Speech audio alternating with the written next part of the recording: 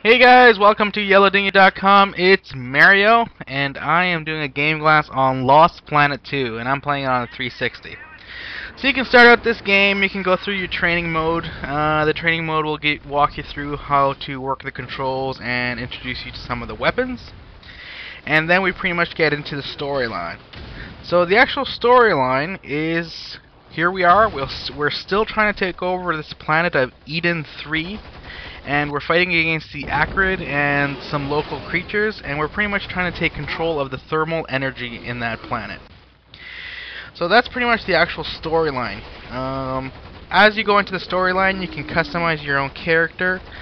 This was kind of interesting, but as I went through the story, it became less relevant because the voice acting is kind of weak, and you don't get very much attached to your character. So it's kind of a waste of time with the customization of your character. So campaign mode. So the way campaign mode goes is 4 players.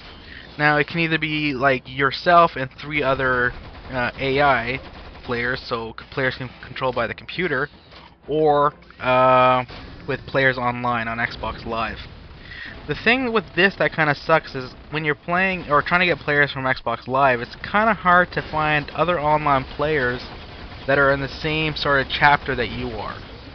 So if you're just starting out on the game, people might not want to play with you because you're too far behind from where they are. As for the AI compared to online players is significantly not as fun because you don't have that strategization. You can't talk to the AI, that kind of thing, and the AI is kind of stupid. They just go off and do their own thing, and they don't really work towards accomplishing the mission goals. So that's sort of the sucky thing with the AI. So you're best off playing with people on Xbox Live. So you're going to go through different sort of sections here, different chapters, and you're pretty much trying to activate posts, and you will gain thermal energy by doing that. The actual chapters or the areas are very linear. Which is kind of nice because it's very forestry and it can become confusing of where to go, but because it's linear, you can sort of figure out where you're going pretty quick. And there is a map that you can use, a radar, that sort of walk you through it. The weapons in the game, we have the submachine gun, we have the shotgun, we have rocket launchers, that kind of thing. And we also have these vital suits, they call them, VS. And what these are is just like machines, and you take them over and then you control the machine, and it sort of has Gatling guns on it and this kind of thing. They're quite effective, so that's pretty cool. In the game you can also use the anchor, and the anchor is just a grappling gun. That's all it is, like from Bionic Commando, that kind of thing. As for the controls, I found the controls to be very unique. The reload button was pressing in the right stick, and there was sort of some weird things. It took some getting used to for the controls. But once I sort of figured it out, it works. It's not maybe the best format, but once you figure it out, you can sort of ignore it.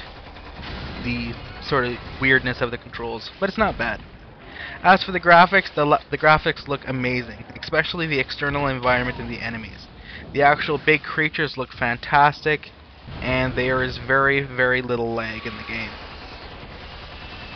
The actual characters themselves, like yourself or your party members, they're sort of on the weaker side, but they're not bad. Like I said before, the voice acting is kind of weak. It's sort of bland and monotone, but, well, that's just a downside of the game.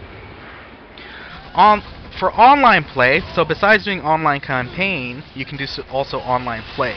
So you can join a faction, which essentially is just a team, and then fight for that faction. You can also do deathmatch, so just sort of every man for himself. Team deathmatch, so team up and sort of every team for themselves kind of thing. They have King of the Hill style games, which is essentially just trying to take over certain areas, specifically trying to take over data posts. And then they also have a version of Capture the Flag, but instead of flags, it's eggs. Okay? This game reminds me of sort of Gears of War meets Starship Troopers the movie. It's sort of got that feeling to it. Go through it with some buddies, but it's sort of like on a foreign planet fighting aliens, that kind of thing. So it's pretty cool in that manner. As for replay value, the campaign online is a blast, especially if you're going to get a good group of people. It can be quite fun. So, is this game worth it? Well, if you have a group of friends that have it, I would definitely say pick it up because it's a lot of fun in that way. You can also play local split screen, which can be fun as well. As for people that aren't on Xbox Live, I wouldn't even bother with this game. If you're not on Xbox Live, either sign up or this game is not for you, because you'll find the actual AI in the campaign to be too much of a heartache and you'll just come to hate this game to the extreme. So that is Lost Planet 2. Thanks for tuning in, guys. That's YellowDingy.com.